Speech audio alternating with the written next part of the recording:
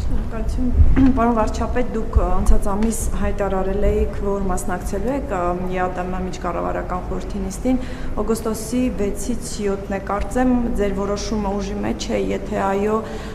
ինչ օրակարգով հաշվի առնելով, որ այդ հեռախոսազրույցից հետո դուք ասացիք, որ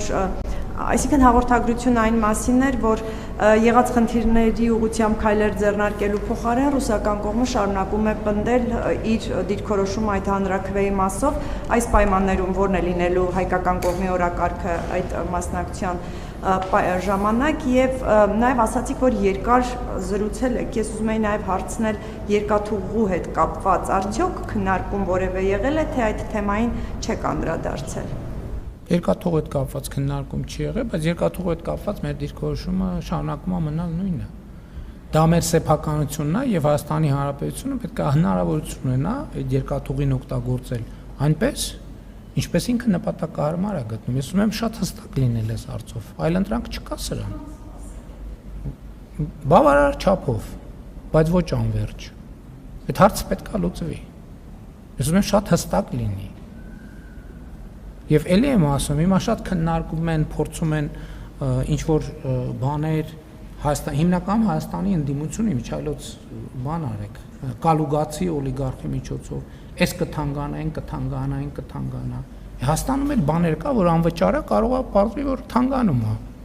Կարող է բաներ կա, որ Հայաստանում գոյություն ունի 30 տարի անվճար, կարող է պարզվի, որ Հայաստանը կսկսի դրա համար տարեկան $2 միլիարդ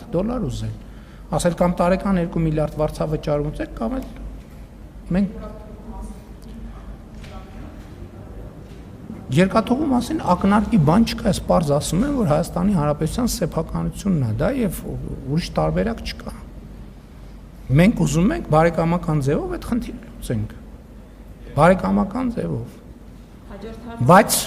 Բայց նաեւ մենք այդ խնդիրը բոլոր դեպքերում պիտի լուծենք բարեկամական ձևով, բայց նաեւ էլի դե յուրե կարող է հարց ծագի, որ մենք դե յուրե որոշումներ կայացնենք։ Եթե անհամաձայնություն կա, հետո կգնանք արբիտրաժում բան կանենք, կքննարկենք։ Ինչ արած արբիտրաժի մասին հիշում եք այստեղ ինչ խոսակցություններ տեղի ունենում, որ արբիտրաժը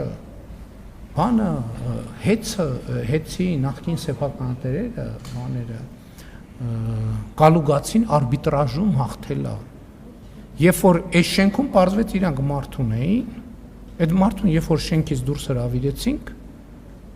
արբիտրաժում ասում եք կոռուպցիա, բայց կոռուպցիա չի, իմիջիայլոց որևէ մեկը հետաքննել է այդ մարդու գործունեությունը, որ գրություն էր գրել, ստեղ բան կար, չէ, պարտականությունները կատարող, գրություն էր գրել, իր գրության հիման վրա աղմուկ էր, որև ես իրավապահ մարմիններին եմ դիմում, որևէ մեկը քննել է, հետո գնաց մի ամսից հայտնվեց եռագլուխ կուսակցության պոչում։ Որևէ մեկը քննել է, սա կոռուպցիա է, թե կոռուպցիա, այդ ինչ կապեր են գործը։ Ես հիմա նաև հրապարակային առիթից օգտվելով հաղորդում եմ տալիս հանցագործության մասին հնարավոր, չգիտեմ։ Որևէ մեկի անմեղության կանխավարկածը չեմ ուզում խախտեմ, բայց ես կարծում եմ, որ կոռուպցիայի կանխարգելման հանձնաժողովն էլ իրավապահ մարմիններն էլ պետք է քննարկեն։ Ոնց կարա պարզի, որ շենքում մասնավոր ընկերության շահերը սպասարկող մարդ ա եղել, հետո գնացել է։ Պետք է ստուգվեն հաշիվները, պետք է ստուգվի ունեցվածքը։ Տենակ այդ մարդը այդ ինչ էր անում, ստեղից բաներ լրատվական ու քաղաքական դաշտի ինֆորմացիաներ էր տալիս եւ անտրամաբանական գրություններ, հատե լրագրողները terror-ի մեջ, վայ, կառավարությունը արբիտրաժում պարտվելու է, բա ինչի՞ չեք լուսաբանում, որ ջախջախվել են արբիտրաժում։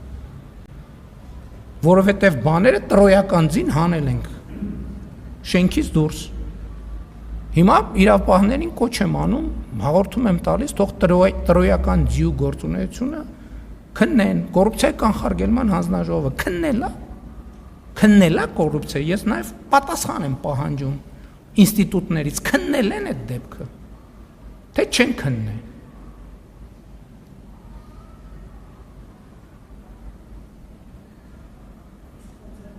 Շնորհակալություն, հաջորդ հարցն է, թե չես նկոյ շահերը սպասարկել, ոնց է պարզել։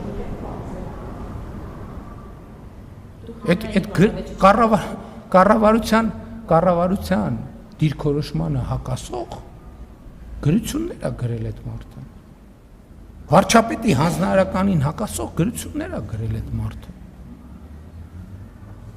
Դու արձակ դիրավական գնահատականի, հետո գնացել է հայտնվել Եռագլուխ կուսակցության պոչի ցուցակի մեջ։ Այս պատահական է։ Այդ տենց պատահական, հա տենց ստացվեց։ Հետո պարզվեց Եռագլուխ կուսակցության պոչը ինչ որ տեղերից ֆինանսավորում է ստանում։ Այդ պատահականությունը ոչ մեկ չի հետաքննի դա։ Նույնիսկ պետական մարմինները եւ հետաքրքիր է իրոք ես պատասխան եմ ակնկալում կոռուպցիայի կանխարգելման հանձնաժողովը այս կոնկրետ դեպքով զբաղվել է թե չէ։ Մեր իրավապահները այս կոռուպցիայի մասին է կառավարությունից, դրանից ավելի լավ կոռուպցիա է ուզում։ Ինչի մենք այդ մարդուն որտեղ գործ ենք տվել, հաշիվ ենք վերցրել, փող ենք ուզել, կաշառք ենք ուզել, ծանոթով ընդունվել գործի։ Մյուսը ո՞րն էր։ ԵԱՏՄ-ի օրակարգը ձևավորվում է ինստիտուցիոնալ ճանապարհով, ինստիտուտներով, բայց դա հարթակ է, որտեղ բնականաբար ես մեր օրակարգին առնչվող բոլոր հարցերը բարձրացնելու եմ։ Եվ ինչ որ ձեզ ասել եմ բրիֆինգում, ասել եմ նաև այնտեղ։ Իսկ ինչ եմ ասել ձեզ բրիֆինգում։